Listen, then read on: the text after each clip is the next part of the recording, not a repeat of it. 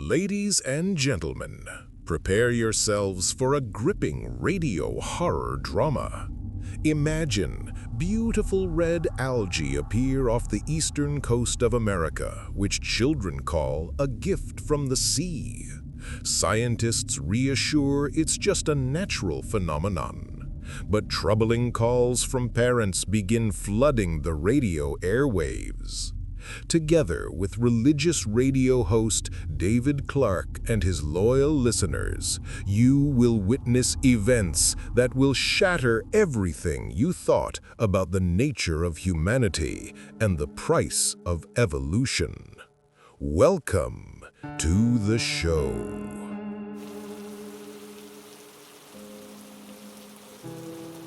This is Good Morning with God's Grace on 94.7 FM. My name is David Clark, and today is July 25th, Tuesday. Lord God Almighty, give me strength to speak these words. Friends, I'm sitting right now in a locked studio on the third floor of the radio station. Behind the door, for the fourth hour straight, there are sounds that freeze the blood in your veins. It's my 8-year-old son, Jacob, my boy, my angel. 48 hours ago, he was a normal child, loved Transformers, was afraid of the dark, asked me to read him the Chronicles of Narnia before bed. And the day before yesterday, he went to the beach with neighbors, to the water where those red patches from algae had surfaced. I gave permission. God forgive me. I gave permission. Yesterday evening, he came home wet and happy. His eyes burned with some unearthly excitement, answered questions with single words, but smiled with such a strange smile, like he knew some secret. "Daddy," he said to me at dinner, "the red water is so warm, and it talks. It told me how to become strong and never be afraid." I laughed. Childhood fantasy, I thought. Do you hear how fingernails are scratching against the door? That's him. He's out there. For 4 hours now. And this morning, God Almighty, how do you tell what's impossible to tell? I woke up to screaming, terrible, inhuman screaming. I ran out of the bedroom and saw. In the nursery on the floor lay my wife, Sarah. My beloved Sarah, whom I'd lived with for 15 years. She was torn apart. Literally. Arms, legs, chest. Oh, Lord. And next to her sat Jacob. My 8-year-old son sat there and was licking his lips. And when he saw me, he looked up and smiled. His teeth, his canines had become sharp as razors. His eyes glowed in the dark like an animal's. And he said in a child's voice, my boy's voice, "Daddy, you're awake. I learned the real taste of communion. Mommy was so delicious. Want to try? She's still warm." I locked myself here in the studio. Called the police, number doesn't answer. The hospital, answering machine. Fire department. A child's voice picked up and laughed. And my Jacob, he walks around the house downstairs. Sometimes sings lullabies, sometimes giggles. And sometimes he comes to the studio door and scratches it with his nails and whispers, "Daddy, I'm lonely. Come play with me. I want to show you a new game." Friends, I've served God for 20 years, but today I don't know. I don't know if God exists or if the devil has won completely. But 48 hours earlier, there was no sign of trouble. Good morning, friends. This is David Clark, host of the morning radio show, Good Morning with God's Grace on 94.7 FM. Today is July 23rd, 2027, Sunday, and what a beautiful day the Lord has given us. You know, friends, before we start talking about that amazing phenomenon off our coast, let me share something personal with you. Yesterday evening, my youngest daughter, Sarah, she's only 5, came up to me and asked, "Daddy, why do you sometimes cry when you read listeners' letters?" And you know what I told her? "Sweetheart, sometimes people tell me stories that my heart just can't help but respond to." You see, friends, 8 years ago, I lost my firstborn, my son Nathan. Leukemia took him at age 7. And after that, I almost lost faith, almost lost everything. But that's when I understood. My mission isn't just to entertain in the mornings, but to be a voice of hope for those who suffer. And this morning, looking at my 4 remaining children, Jacob, Matthew, Emily, and little Sarah, I understand what a miracle the Lord gave me. Every day with them is a blessing. And today, the very heavens decided to give us another miracle. These red algae along the eastern seaboard. Lord, what a sight. My 8-year-old Jacob came back from the beach yesterday and said, "Daddy, the ocean became like the Red Sea from the Bible, like Moses is about to part it." Out of the mouths of babes, as they say. And you know what? There's something sacred about it. After such exhausting heat, when the thermometer has been showing 115 degrees for a week straight, nature gives us this crimson miracle. Oh, excuse me, those are my kids playing. They're absolutely thrilled about plans to go see the red water. Jacob has already packed his little backpack, says he wants to bring back red water in a bottle for the school nature exhibition. But let's listen to someone who knows the sea better than any of us, our dear friend and regular listener, Bob Connerly from Portland. Hey there, David. This is Bob Connolly, 4th generation fisherman from Portland, Maine. Been listening to your show for, must be 10 years now. Sorry for the language, David, but when you see what I'm seeing these past few days, you understand, David, I've been fishing these waters for 40 years.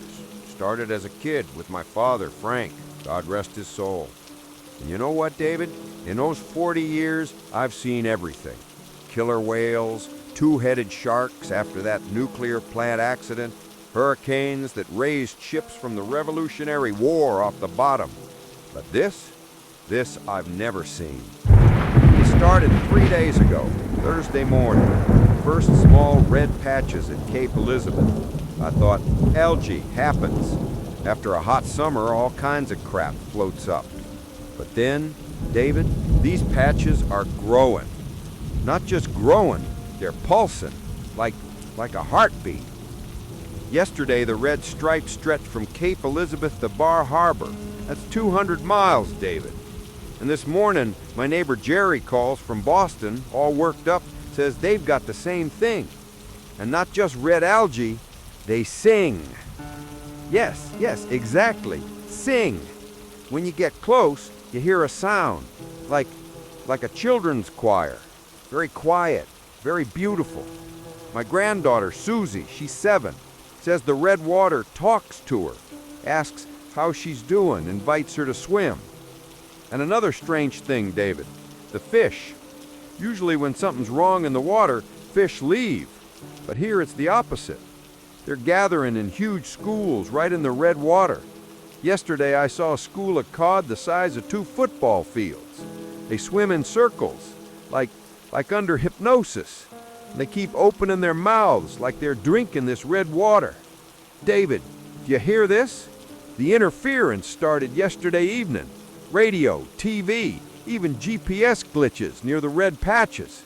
But children don't notice it. They say they only hear beautiful music. David, this is Dr. Alan Cross, marine biologist, former staff member of the Woods Hole Oceanographic Institute. I'm listening to your broadcast from my home lab in Cape Cod, and I must bring scientific clarity to what's happening. Before I continue, Let me explain why I'm sitting at home instead of at the Institute. 3 years ago, I presented a report to the board of directors about the potential danger of ancient microorganisms in conditions of global ocean warming. You know what they told me? Dr. Cross, your alarmist predictions harm the region's tourism industry. Harm the tourism industry. I tell them about a possible biological catastrophe, and they're thinking about dollars. They ended up firing me for unfounded fears and economically harmful activities.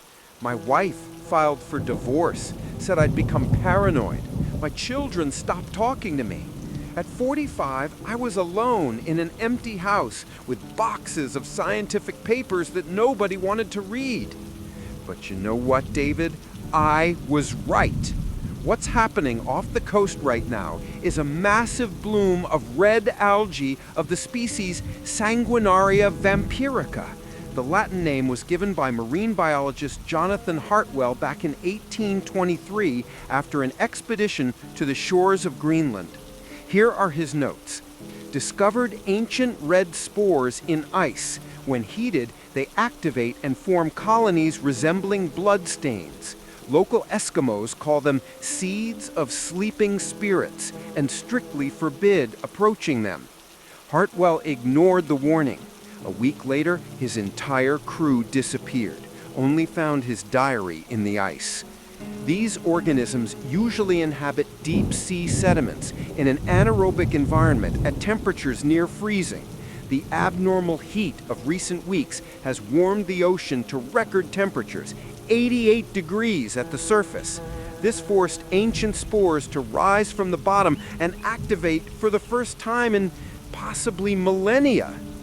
David, I've conducted preliminary analyses of samples. These aren't ordinary algae. Their DNA structure, it contains elements that shouldn't exist in terrestrial organisms. There's a theory that they came to Earth with meteorites millions of years ago. The phenomenon itself is beautiful, even mesmerizing. Children really are thrilled. Yesterday, I watched neighbor kids building castles from red sand on the beach. But David, I beg all parents, do not let children contact the contaminated water. I have no proof of toxicity, but my scientific instinct screams danger. And after what happened to Hartwell's crew, please exercise caution. David, this is Richard Blackwood, CEO of Blackwood Petroleum Corporation. I'm calling from my home in the Hamptons, where I'm observing this amazing phenomenon right from my study window. Allow me to introduce myself in detail. In 1985, at age 25, I inherited a small oil company with $50 million in debt from my father.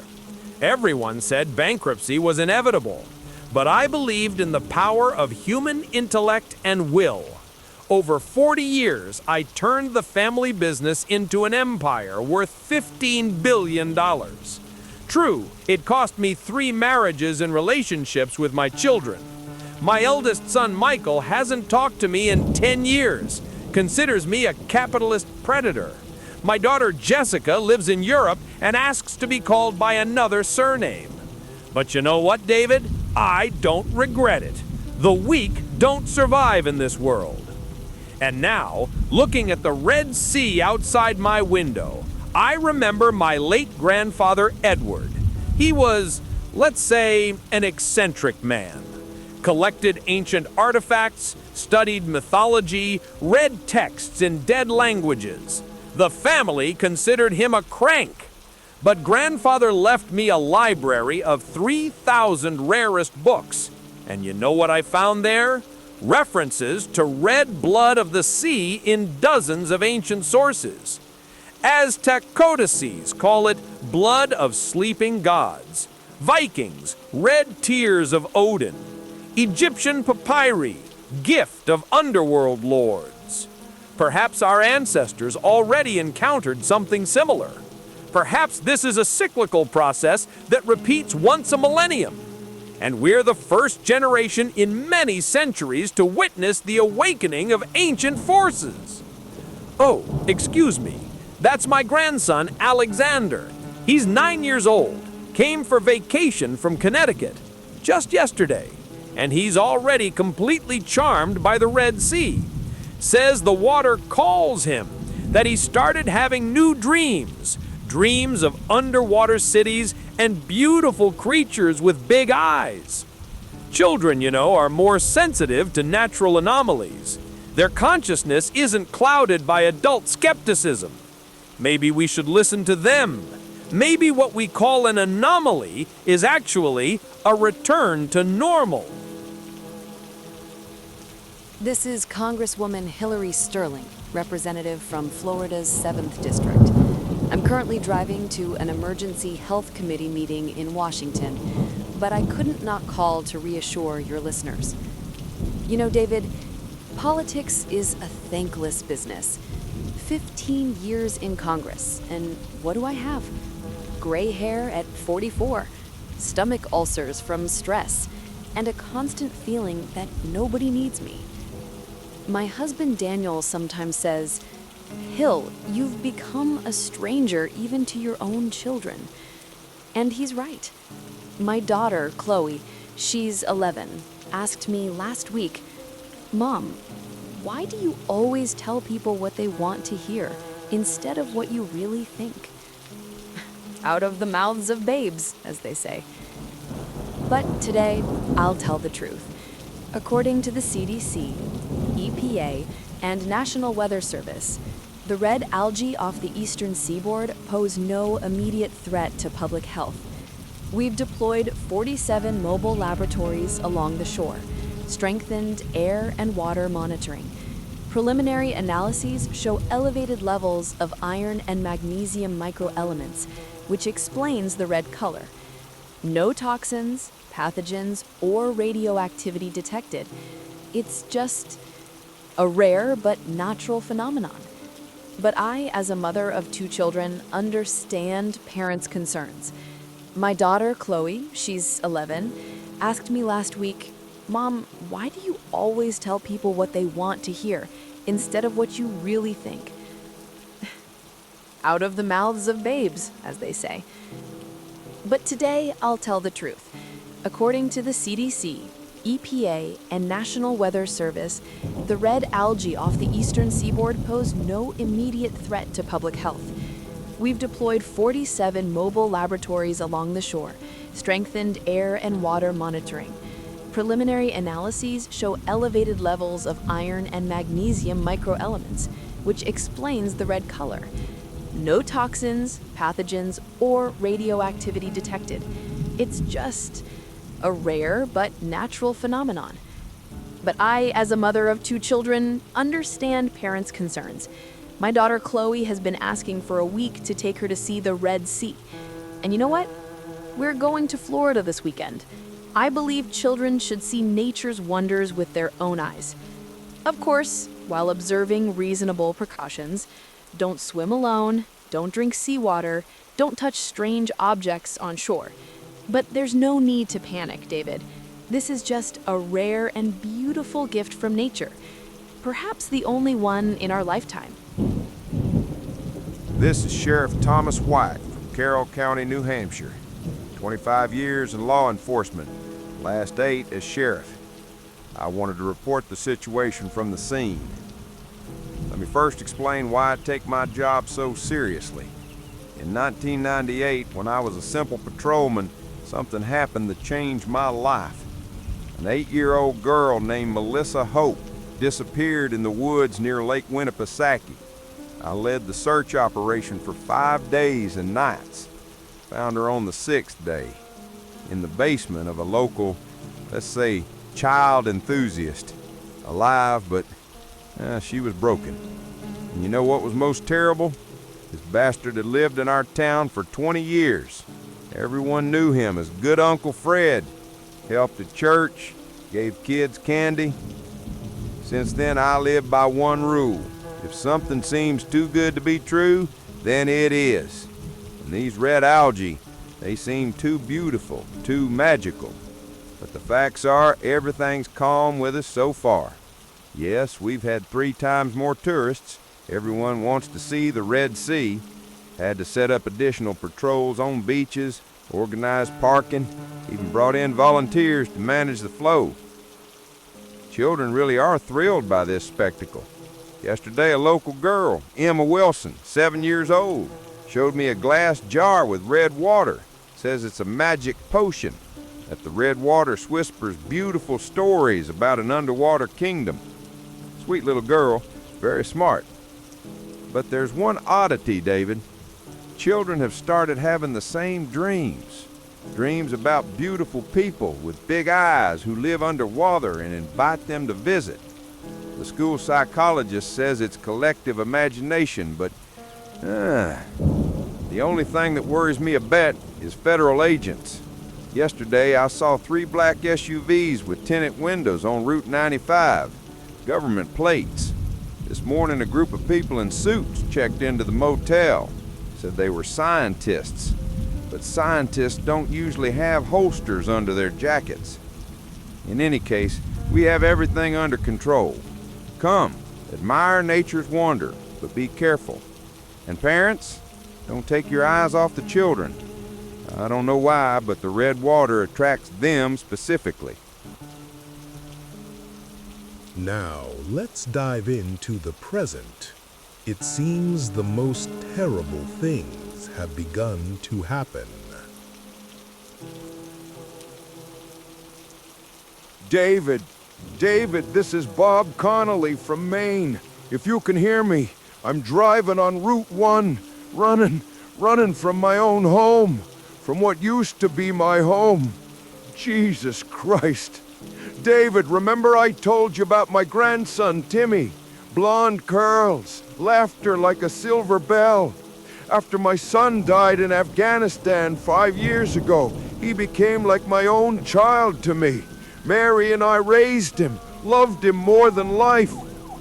Day before yesterday, he played on the shore with red algae all day, built castles from red sand, laughed, said the Red Lady taught him a new game. Mary and I were charmed. What childhood fantasy! And this morning I woke up to strange sounds in the kitchen. Chomping, slurping. Thought Mary was making breakfast. Went downstairs and, David, on the kitchen table lay my daughter, Jean. 35 years old, 2 kids, worked at the library, lying there and still breathing, still alive. And Timmy, my 7-year-old grandson, was drinking her blood. Alive, David. She was screaming. God, how she screamed. And he was sucking and saying, "Mommy tastes so good. Why didn't we try her before? She's much better than hamburgers." And when he saw me, when this monster in my grandson's body saw me, he growled like a rabid dog. He'd grown fangs an inch long, and his eyes turned yellow like a wolf's. He lunged at me with such speed.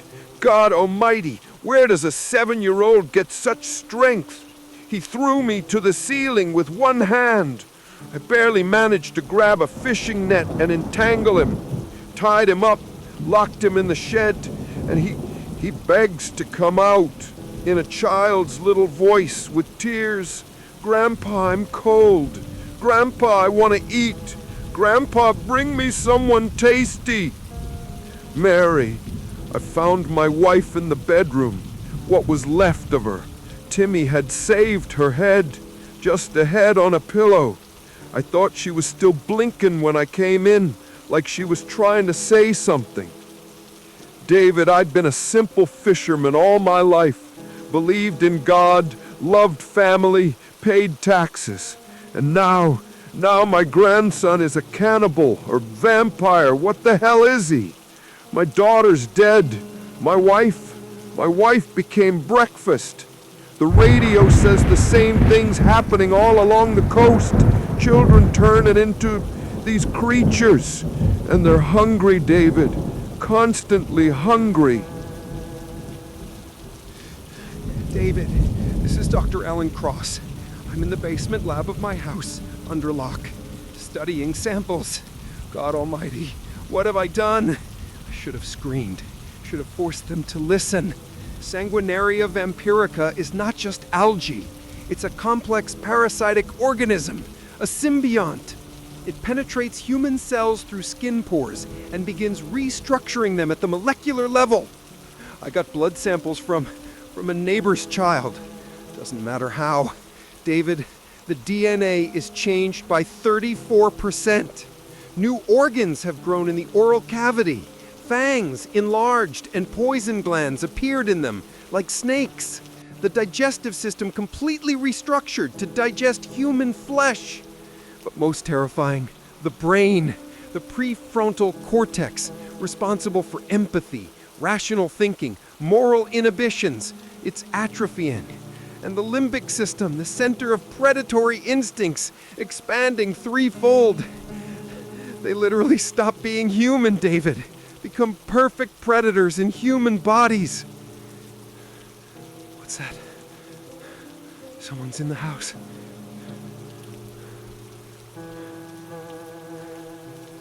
David, my former colleague, Anne Hartley, came an hour ago. The same one who laughed at my warnings 3 years ago. But now she's different. She came down to the basement smiling. Young, beautiful, perfect. Said, "Alan dear, you were right about the danger, but you were wrong about the essence. This isn't catastrophe, this is evolution." I asked what she meant, and she came closer, and I saw her eyes empty like a shark's, and she said, "Humans are larvae, Alan, and we're the real species, the perfect species." Then she tried to bite my throat. I grabbed a Bunsen burner and set her on fire. God, how she burned! Skin melted, meat hissed, and she laughed and said, "Silly Alan, soon you'll understand. Soon you'll become real too." David, they're up there. Many of them. I hear children's voices. "Uncle Alan, come out and play. We brought you presents." But those aren't children, David. Those are monsters in children's bodies. Perfect killers with angelic faces. Sheriff White here from the patrol car. The situation is completely out of control. I repeat, completely out of control. An hour ago, I received orders from federal authorities. Orders signed by the Attorney General. Classified top secret. Contents: immediately arrest all children aged 5 to 12 for preventive quarantine in connection with biological contamination threat. Preventive quarantine. You know what that means, David? I understood when I saw the trucks, without windows, with metal bars inside, like for transporting livestock. And the drivers in protective suits, like for working with radioactive waste. But I'm a police officer, David. 25 years in law enforcement. An order is an order. Started with the Wilson family. Remember Emma? That girl with the jar of red water? When we came for her, the parents resisted. Naturally. Who would voluntarily give up a child to such a truck? Had to use force. Jim Wilson broke my nose defending his daughter. And his wife Maria bit like a wildcat. And Emma stood aside and watched us. So calm, so understanding. A 7-year-old girl watched the chaos around and smiled. And when they put her on the bus with other children, she waved at me and said, "Goodbye, Uncle Tommy. See you soon." There were 12 children on the bus, all quiet, all smiling. Federal Agent Johnson sat next to me and muttered, "Good children, obedient children. Everything will be fine." David, the transformation began 10 minutes after departure, right before my eyes. Children started growing fangs. Skin paled to a deathly shade. eyes blazed with yellow light. Emma attacked first, jumped on Agent Johnson like a wild beast, tore out his throat with one movement. Blood splattered on the bus ceiling. And then the other children joined the feast. In 2 minutes, 2 federal agents were nothing but bones, and the children licked their lips and looked at me. 12 pairs of yellow eyes, full of hunger. Emma approached me, stroked my cheek with a bloody hand, and said, "Uncle Tommy, you smell delicious, like fried chicken. Can I try you?" I ordered the driver to stop the bus, ran out, and didn't look back. The children stayed inside. They didn't try to escape, just sat and waited, like predators in ambush. David, I violated my oath for the first time in 25 years of service. But I cannot arrest children for this. And now I have a federal warrant for disobeying direct orders. The town is in complete chaos. Half the children turned into monsters. Half are hiding in basements. Parents are going insane. And the feds continue collecting children in these damn death trucks. David, tell everyone, don't trust the authorities. Save the children yourselves. This is Congresswoman Hillary Sterling. I'm calling from a hotel in Miami, where I came with my family for the weekend. And I must say, what everyone calls a nightmare might turn out to be the greatest blessing in human history. That's my husband Daniel, crying. He's been crying for 8 hours since he saw our daughter Chloe's transformation. Doesn't understand, can't accept, but I'm beginning to understand. Yesterday evening, Chloe swam in the red water at Miami Beach, came back to the hotel glowing, full of energy, didn't sleep all night, was drawing, drew amazing pictures, underwater cities, beautiful creatures with big eyes, scenes of some other wonderful life. And this morning she became different. Not a monster, better, smarter, stronger, more beautiful. David, you should see her. Her skin became like porcelain. Her eyes sparkled like stars. When she speaks, there's music in her voice. When she moves, it's like dancing. She became perfection. And she explained things to me that I never understood before. About the nature of power, about the weakness of democracy, about humanity reaching an evolutionary dead end and needing renewal. She showed me visions of the future, David. A world without wars, without poverty, without suffering, where the strong and wise rule the weak and ignorant naturally, where everyone knows their place in perfect hierarchy. My husband, Daniel, doesn't understand.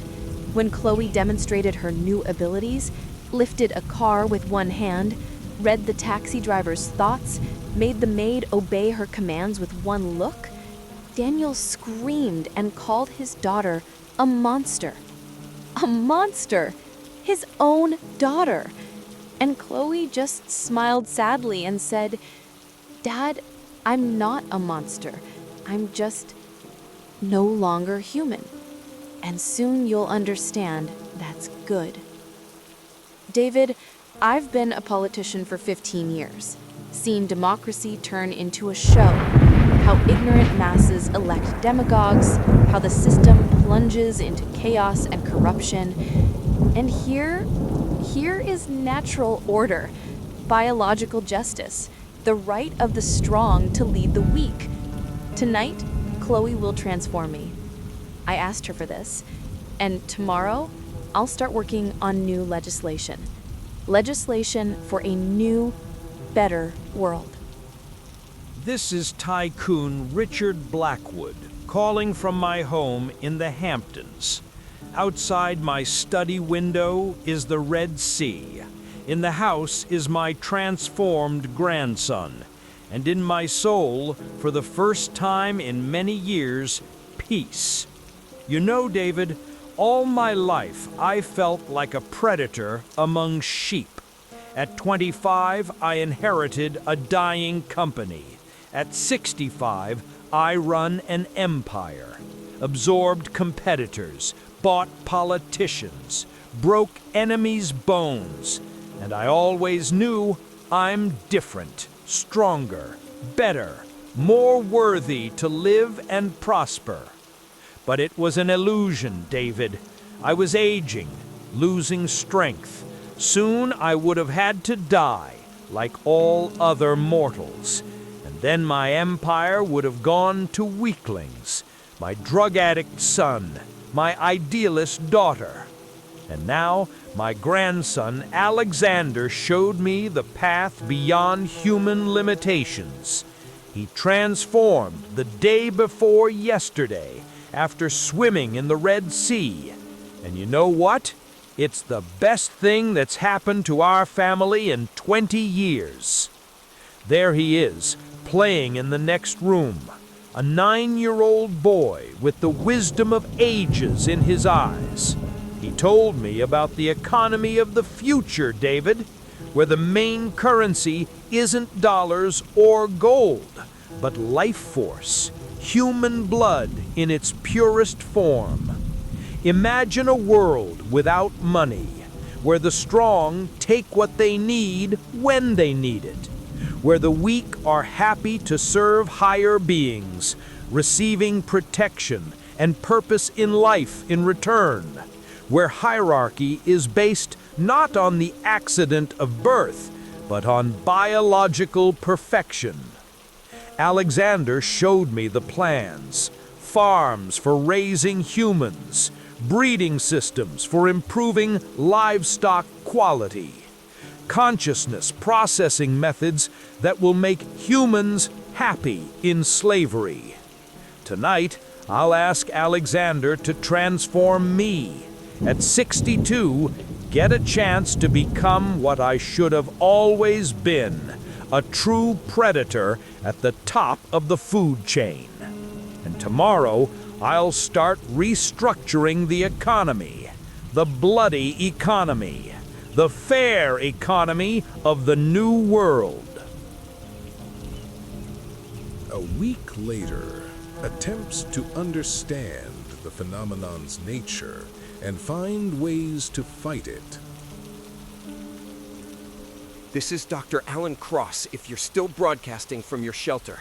7 days without sleep, on caffeine and adrenaline. But I understand, finally understand the mechanism.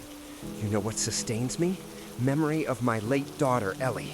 She was 8 when she died from brain cancer.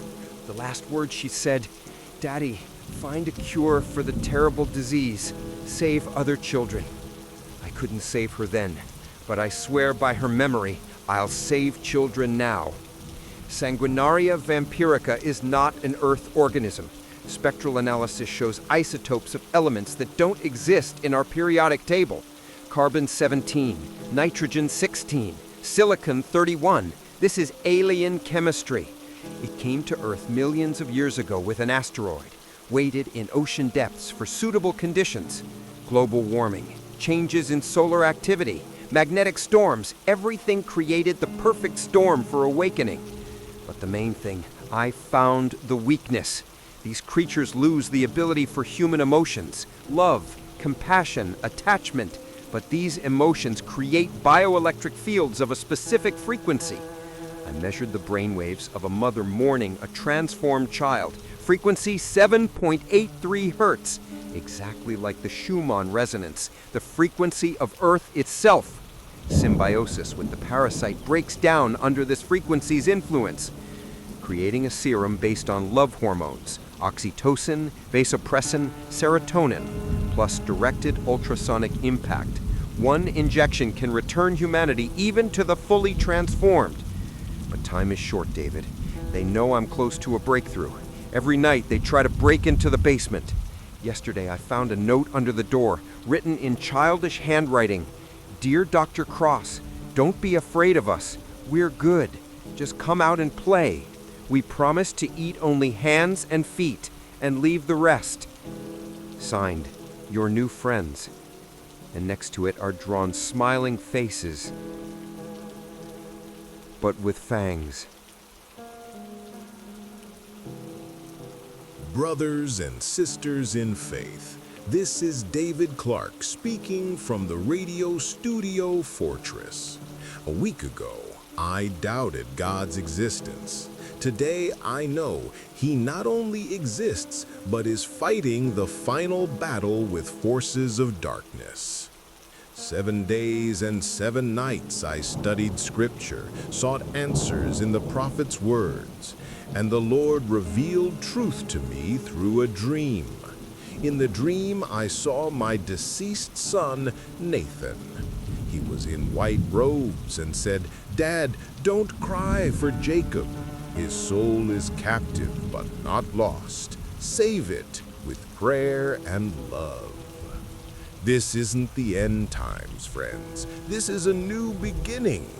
As the flood in Noah's time cleansed the world of wickedness, as heavenly fire burned Sodom and Gomorrah, so the red wave came to cleanse humanity of filth. Vampires aren't demons, they're fallen angels, beings once beautiful who refused love and chose power. Look at them. They're beautiful, strong, possess supernatural abilities, but inside they're dead. And we, the survivors, we're the new chosen people. We're given a chance to build New Jerusalem on earth, cleansed of evil. I created the Brotherhood of Light, an alliance of all believers. In a week, 50,000 people joined us.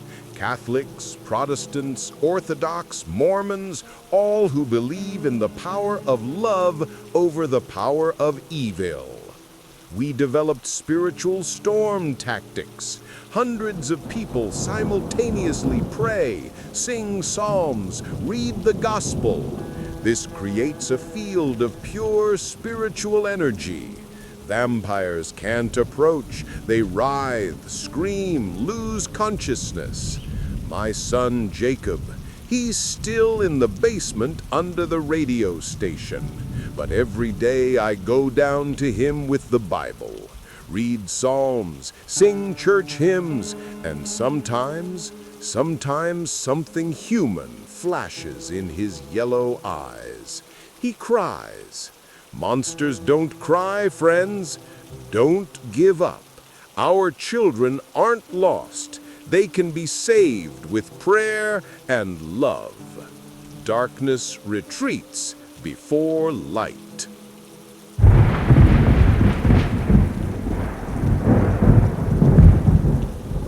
David, this is Admiral Connolly. Yes, Admiral. That's my title now in the Free People's Fleet. I'm calling from the flagship Vengeance, 20 miles off the Massachusetts coast. You know what gives a 58-year-old fisherman strength to command a fleet of 500 ships? Hatred, David. Pure, righteous hatred for the creatures that ate my family. But not just hatred, also duty to the dead. To my father, who taught me to love the sea. To my wife, Mary, who waited for me at home with hot dinner for 35 years. To my daughter, Jean, who read books to children at the library. Gathered all the fishermen from Maine to Carolina. Each lost family. Each has scores to settle with the red infection. Formed the fleet of Vengeance. 500 ships against ashore creatures. On land, they're stronger, but the sea is our element. Salt water weakens red parasites, makes vampires sluggish. And we know every current, every shoal, every storm. Developed tidal raid tactics. We land on shore during maximum tide, when salt is in the air. We have an hour for rescue operations, then retreat with the tide. In a week, We freed 8,000 people from vampire farms, created a floating city, New America, 40,000 refugees on ships connected by cables. And my grandson, Timmy, I visit him every 3 days. He's still locked in that shed on shore, bound with fishing nets. But now he doesn't growl when he sees me. He cries, asks forgiveness in a child's voice. Tears, David. Tears are a sign of soul. That means Dr. Cross is right. They can be saved. Sheriff White from Rocky Shield Base in the New Hampshire mountains. After that nightmare with the children's bus, I realized the federal government is either dead or in league with vampires. Rallied all honest police and military in 3 states, 15,000 fighters, half professionals, half militia. You know what motivates me? Memory of that girl, Melissa Hope, the one I couldn't save 30 years ago. Now, I have a chance to save thousands of children, atone for old guilt. Vampires are strong and fast, but they have weaknesses. Fire destroys them completely. Bright stroboscopic light causes seizures. Ultrasound of specific frequency blocks nervous system. They can't stand the sound of crying children. Something in this sound awakens remnants of humanity. Created a network of underground bases in mountains and wastelands where it's cold and red algae can't survive. We save people, organize evacuations, prepare for the big operation. And most importantly, we remember what we're fighting for the right to remain human, for children we want to return, for a future without fear. David, tell all survivors, hold on, help is coming. We'll come back for everyone. This is Hillary Sterling. David, or let me call you simply Voice of the Old World. Human names lose meaning in new reality. Yes, this is the former Congresswoman Hillary Sterling, but now I'm the first legislator of the Eastern Vampire Dominion. The Council of Ancients, that's what we call transformed children, elected me to create the legislative foundation of new society. In a week of existence in New Quality, I passed 200 laws abolishing human civilization. The Constitution burned on Capitol steps. I personally set it on fire. Declaration of Independence replaced with Manifesto of Biological Supremacy. Human rights completely abolished. Now there are only blood rights, privileges based on place in the food chain. New economy created.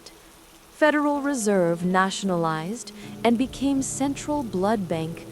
Human life is official currency.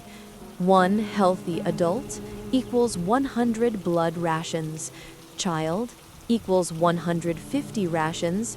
Virgin equals 200 rations. Educational system restructured. Human children study art of serving higher beings, basics of cooking from own body, breeding to improve blood taste, and religious reform.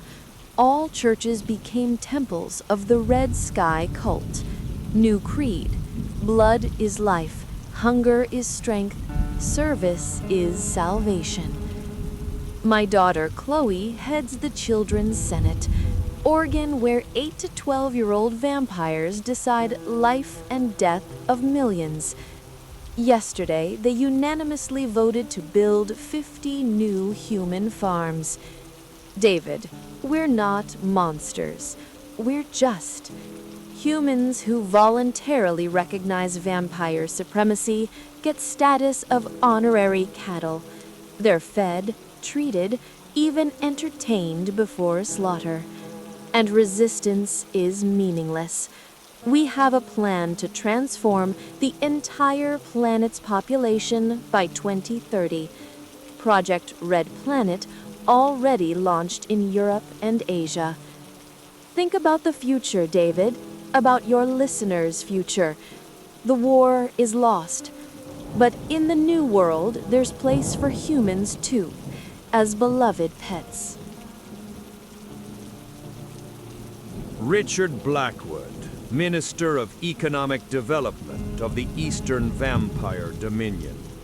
I'm calling from my new office, the former New York Stock Exchange building. In a week of transformation, I understood more about economy's true nature than in 40 years of human business. All our former systems were built on lies, on illusion of equality between predators and victims. The new economy is utterly honest. There are producers, humans. There are consumers, vampires.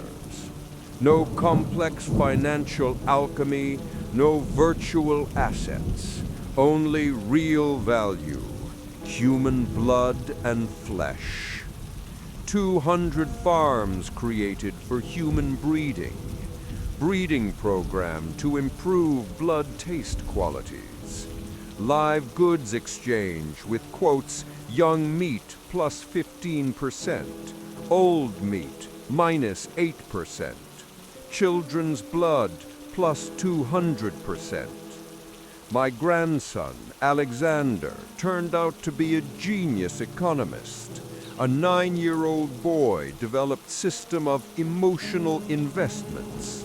The more fear and despair a human experiences before death, the higher biological value of their blood. And human resistance? It's just a marketing move. We specifically let humans fight, hope, create rebel bases, because despair of defeated heroes tastes much better than ordinary fear. David, your radio show is also part of the plan. Every word of hope you speak makes your listeners' blood sweeter.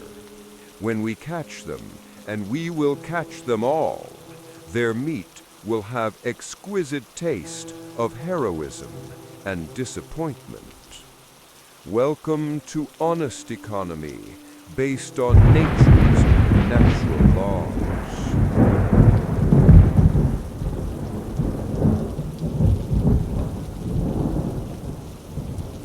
A month has passed.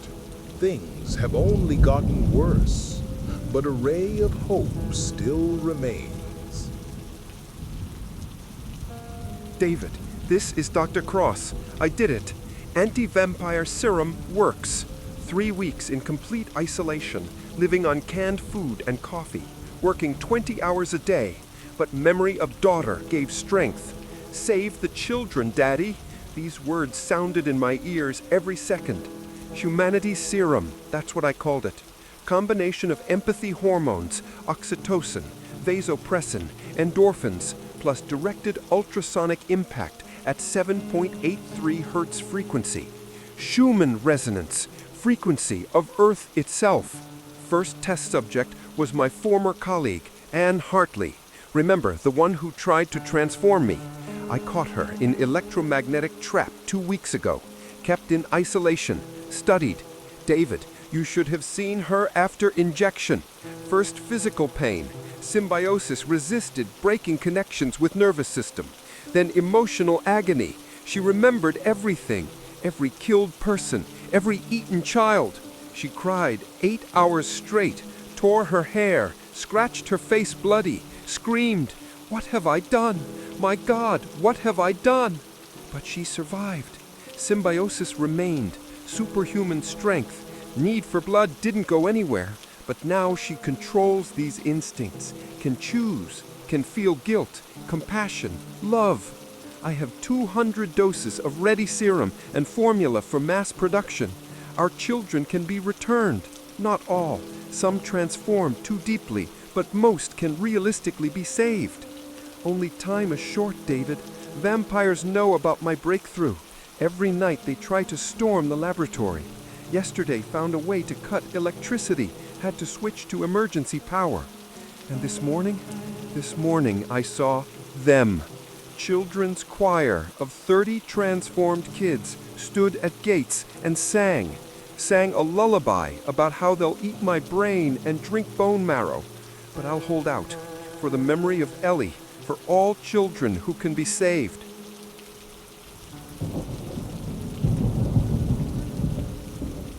This is Richard Blackwood, former Minister of Economics of the vampire regime.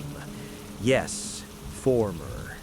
I'm calling from a secret shelter where I'm hiding from my own former allies. A month ago, I thought transformation into a vampire would make me a god. Instead, it opened my eyes to the monstrosity of what we created. And most terrible, that all this was planned long before the red wave. David, red algae didn't appear by chance, and not because of global warming. Their awakening was planned, financed, and implemented by a group of people I had the misfortune to belong to. 30 years ago, when I was 32 and just starting to build an oil empire, I was invited to a closed club, Bloody Dawn. 47 of the planet's most influential people, Rothschilds, Rockefellers, heads of largest corporations, highest-ranking politicians, military leaders. We met in different places, sometimes on Epstein's Island, sometimes in Swiss Alps, sometimes in underground bunkers under Denver, and discussed one problem: how to save the planet from humanity. You see, David, from the elite's viewpoint, ordinary people are Earth's cancer tuber. 8 billion excess individuals who devour resources, pollute environment, multiply like rabbits. Need to reduce population to 500 million, a manageable number. Wars too slow, epidemics unpredictable, famine causes resistance. Needed a more elegant method. And in 2019, our oceanographers discovered Sanguinaria vampirica in Arctic depths. 5 years we studied these ancient parasites, found out how to activate them, control them, use them. In 2024, began Project Red Wave, directed heating of ocean bottom sediments at 47 points on the planet. Every Bloody Dawn member built underground complex with laboratories. Mine was under the Hamptons, 15 levels, 300 scientists, $2 billion budget. But something went wrong. Symbiosis changed not only our bodies, but consciousness. We became not the superhumans we planned to become. We became monsters.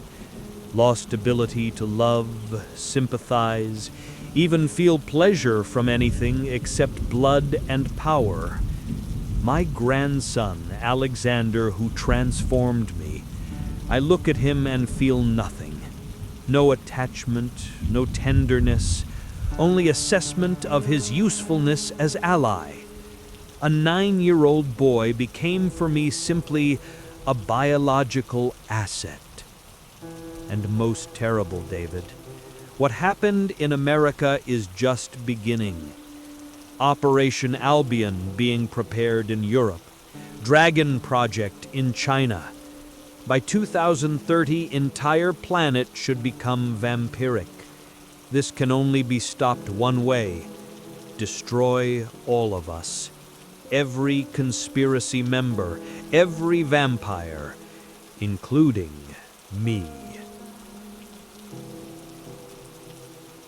Brothers and sisters, this is David Clark from what's left of Providence. And I must confess before you, confess a sin that almost destroyed my soul. A month ago, I preached holy war, spoke about power of love and prayer against vampires. And it worked. Our spiritual storms really paralyzed the undead. But then we went too far. 3 days ago, we surrounded children's shelter in Hartford. 200 vampire children aged 5 to 12. We prayed, sang psalms, and they writhed in pain, screamed, begged us to stop. And you know what I saw in their eyes? Not malice, fear, childish, innocent fear. They cried and called for their moms they themselves had eaten, but called. And my followers, my light warriors, they rejoiced in their suffering. Let them burn in hell, they shouted. And I realized we became same monsters we fought against. Only our fangs were made of hatred, not bone. Then, most terrible happened. One vampire child, girl about 6, broke from our prayer circle, ran to me, hugged my legs, and said, "Uncle, why are you hurting us? We're just hungry children." And in that moment, I saw truth. They're not demons, they're victims, children infected against their will. And we were torturing children in God's name. Brotherhood of Light fell apart after Hartford. Half followers left, calling me traitor. Other half became even more fanatical. Now they call themselves New Age Inquisition and hunt anyone showing sympathy for vampires. David Clark, who a month ago preached love, created army of sadists. In the name of saving children, I taught people to enjoy children's screams. Friends, beware righteous anger. It's more dangerous than any fangs.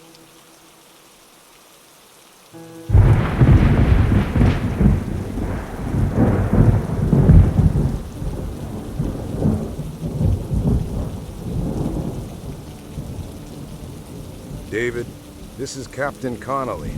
I'm calling from emergency radio station. Remember I told you we created Floating City, New America? 150,000 people on connected ships? I thought we were saved. Thought the sea protected us from red infection.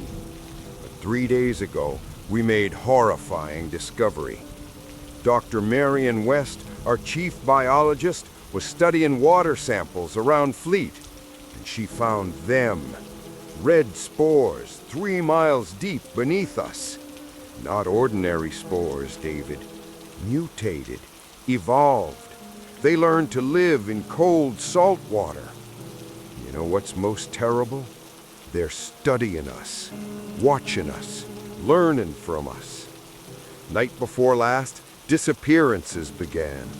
First watchman from Barge Freedom vanished. Then 2 fishermen from Trawler Hope. By morning, 47 people disappeared from different ships. And today we found them. On ocean bottom, 200 meters under flagship's keel. Alive, in air bubbles created by red algae. They were breathing water, transforming into something new. Into sea vampires. You know what they were doing there in the depths? Breeding, laying red eggs size of human heads. Thousands of eggs, David. And from them hatch creatures that are half human, half, I don't even know what. My grandson Timmy, I thought he was recovering in that shed on shore. And yesterday went to check on him and found empty room. And a note in his childish handwriting. Grandpa, the sea called me home. Don't look for me. Soon we'll all meet in new world under waves. David, red algae don't just transform people into vampires. They're creating new species, water predators who can live both on land and in ocean. And our fleet, our saving fleet, we became their breeding farm. 150,000 people on connected ships, all trapped, all preparing to become food for sea monsters. And I brought them all here. Thought I was saving them, but really herded them into an underwater slaughter. The sea betrayed us, David. The sea I trusted all my life. President White from temporary capital in Denver. After federal government collapse, surviving governors held emergency elections. Chose me, former sheriff of a backwater town. History's irony. Continental Army of Free Peoples grew to 400,000 fighters, control mountain regions of 15 states where cold doesn't allow red algae to survive. But we're not going to hide in the mountains. We're planning Operation Homecoming, simultaneous offensive on all major eastern seaboard cities. We have secret weapon, sound cannons calculated by Dr. Cross. 7.83 Hertz frequency destroys vampire symbiosis nerve connections. 30 seconds exposure, vampire loses consciousness for an hour. We're coordinating actions with Admiral Connolly's fleet, General Clark's Brotherhood of Light, and Dr. Cross's laboratories. Forefront offensive, land, sea, air, and spiritual warfare. And Operation Goal isn't vampire destruction, but liberation. Capture their farms, research centers, hostage rescue, and serum production on industrial scale. I set operation date July 4th. Independence Day will become humanity's Liberation Day.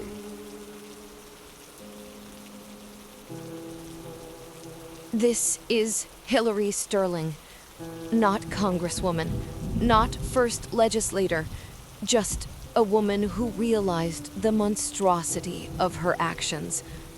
Speaking from basement of destroyed Capitol, hiding from my own daughter and former comrades. 3 days ago, I received a dose of Dr. Cross's serum and remembered what it means to be human. Oh my God, what have I done? What laws did I fill this country with?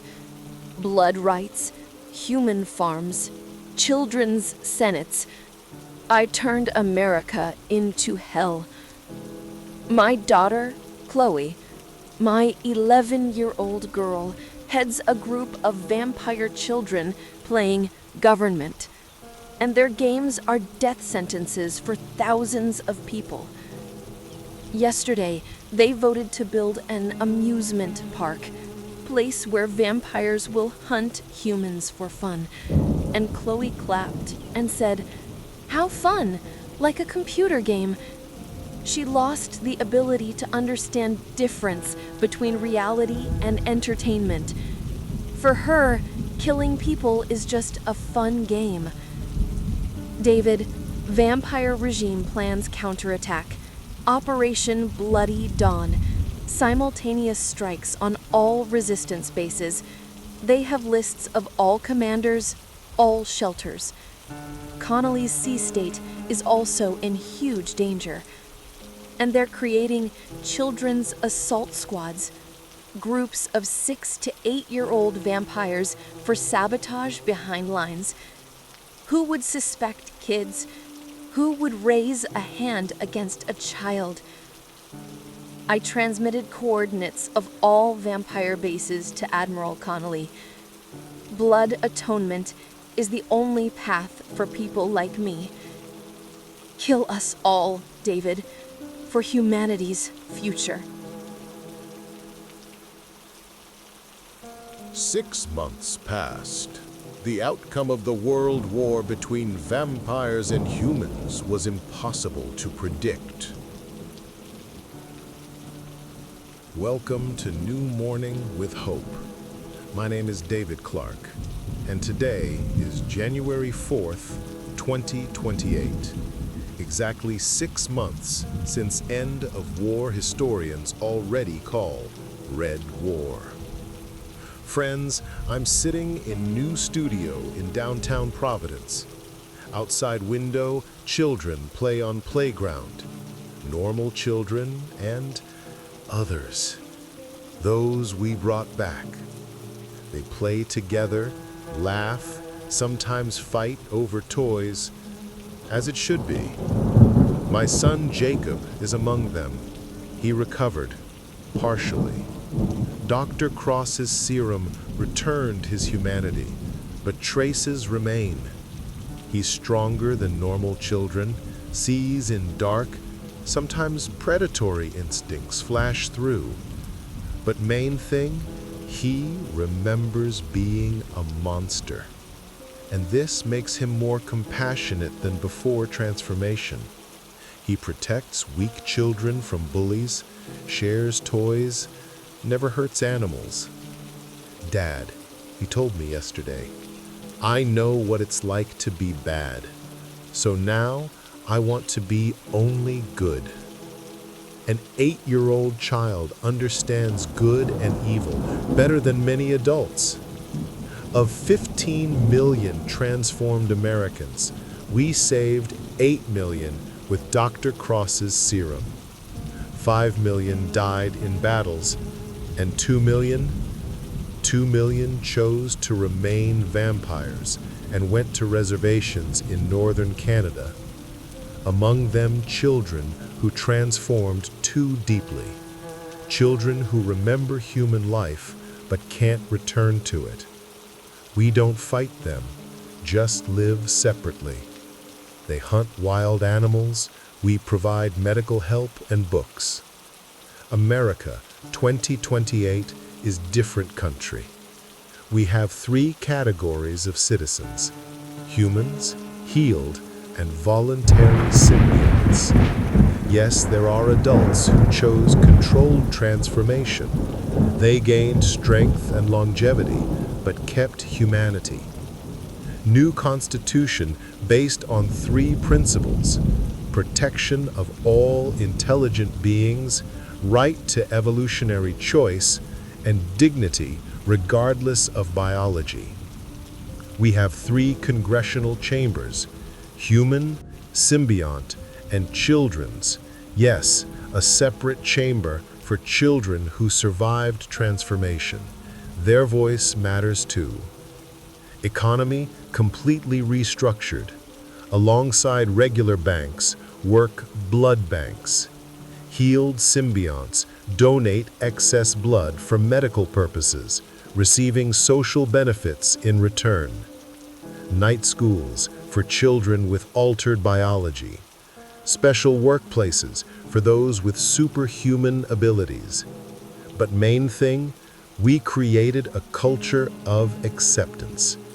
In our churches, pray humans and symbionts. Our children learn in school not only human history, but the lesson of differences.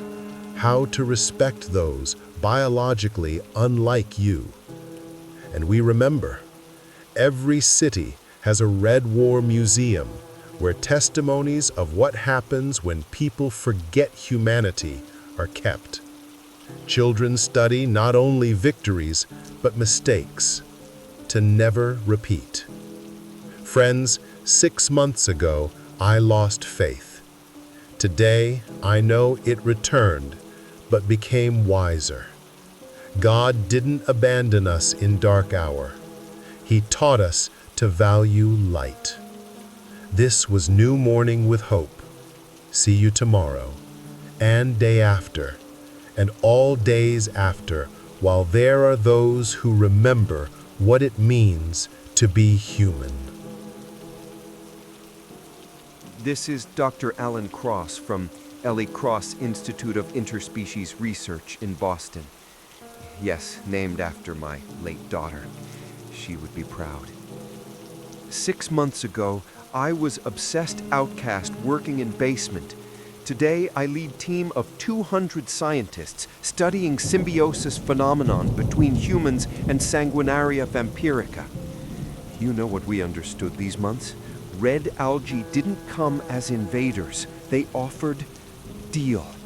Evolutionary contract. superpowers in exchange for diet and psychology change. Problem was, first contact happened with children, beings with unformed personality. Symbiosis with immature consciousness created predators without moral limitations. Now, we can conduct controlled symbiotization. Adult human who underwent psychological preparation can become symbiont while fully preserving personality and ethical principles. In 6 months, 50,000 Americans voluntarily underwent procedure. They gained increased lifespan, superhuman strength, regenerative abilities, but remained human in soul. I refused transformation myself. At 48, prefer staying ordinary human. But my colleague, Anne Hartley, first eye healed, became symbiont again.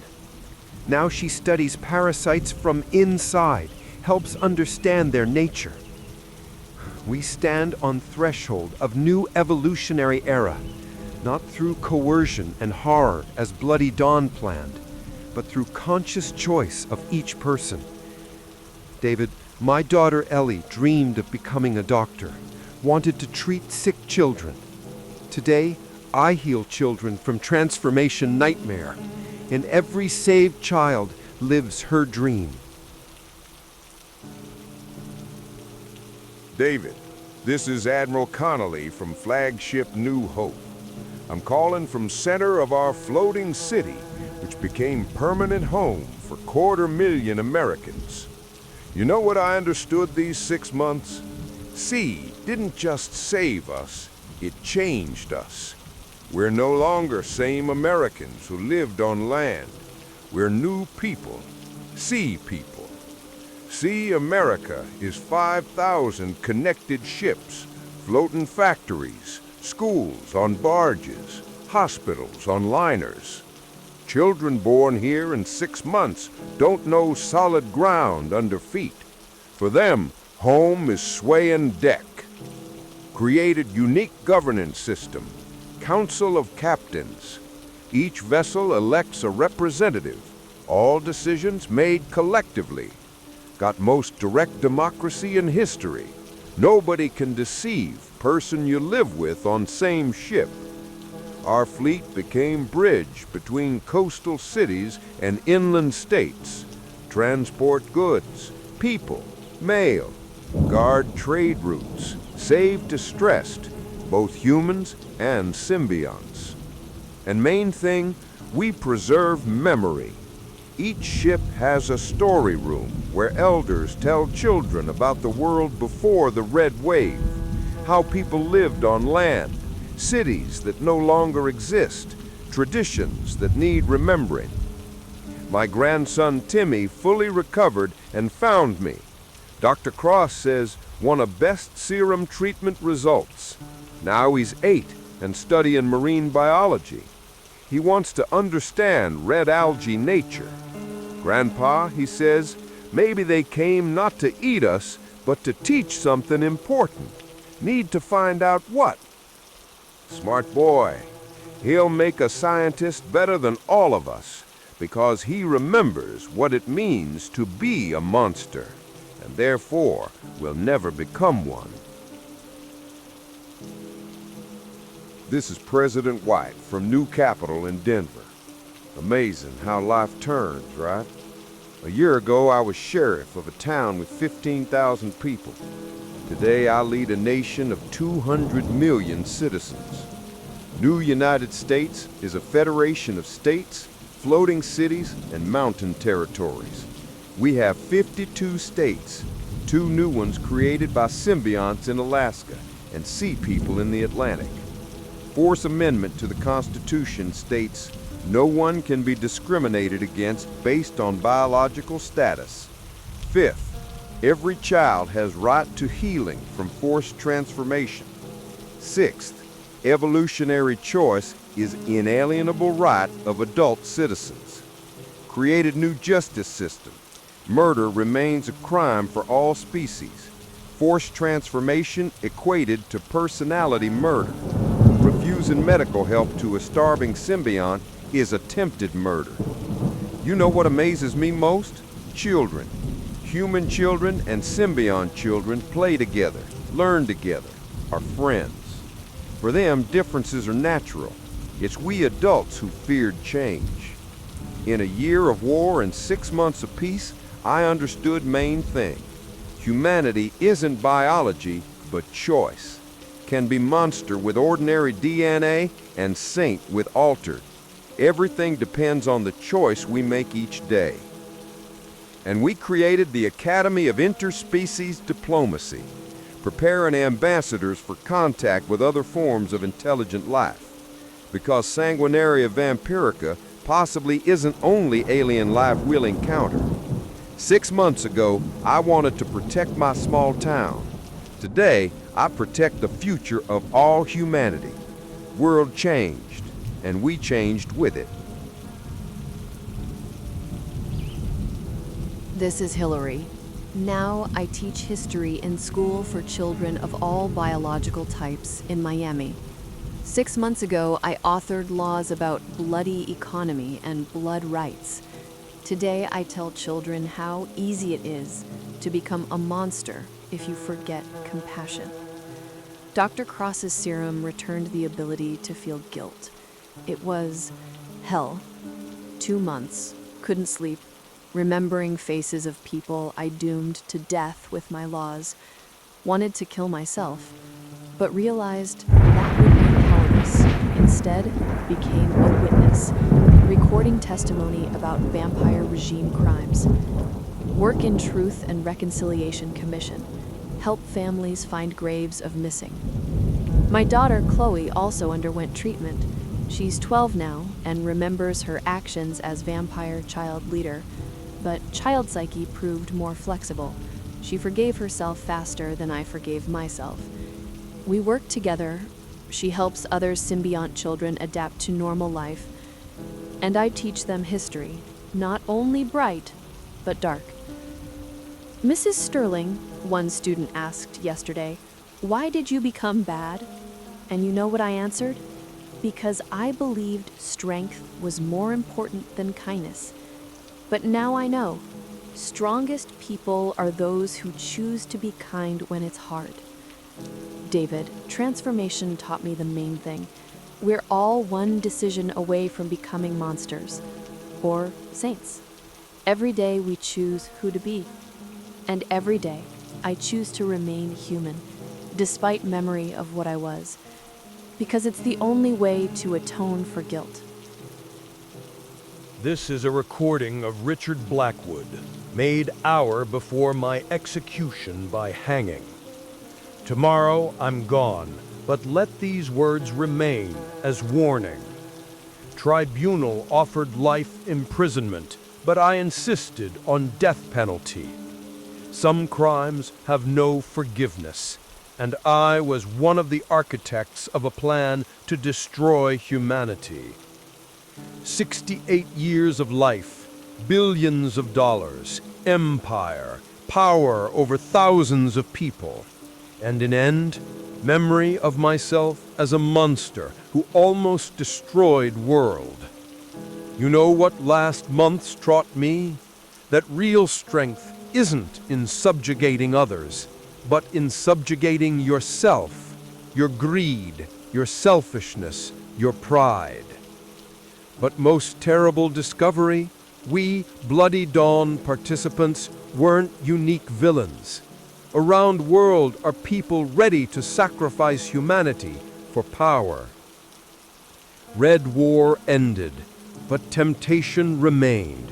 Each generation will find those who believe they deserve to decide others' fates, that their goals justify any means. My empire I bequeathed to orphanages and schools. Let my money, earned from exploitation, serve education. Let children learn to be better than me. David, tell future generations, don't fear monsters with fangs. Fear those who promise to free you from the necessity of being human. Humanity isn't a gift, but work. Daily work of staying human. When you hear this, I'm already dead. I'll go, but I hope lesson remains.